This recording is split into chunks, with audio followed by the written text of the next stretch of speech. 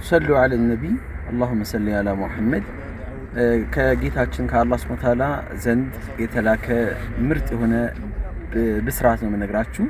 አላህ ተጠቃሚዎች አላህ ያድርገን። ምን ይላል አላህ ሐዲስ አልቁድስ ላይ የብነ አደም አንተ የአደም ልጅ ሆይ ኢነከ ማ ደዓውተኒ አንተ እኔን በለመንከኝ ጊዜ ወረጀውተኒ ተስፋ ካደረክ በኔ ላይ ገፈርቱ ለከ አላ ማ ካነ ሚንከ ወላ ኡባሊ አንተ ላይ እስካለው ወንጀል እስካሁን ድረስ ብዙ አመት የሰራሃቸው የኖርክባቸው ወንጀል እንዳሉ ሆኖ ከነሱ ወንጀሎች ሙሉ በሙሉ እምርሃለሁኝ ወላ ኡባሊ ለምን አልልም ወይኔ ለምን ማርኩት መማር አልነበረብኝም ብዬ አልጸጸትም ይላል አላህ።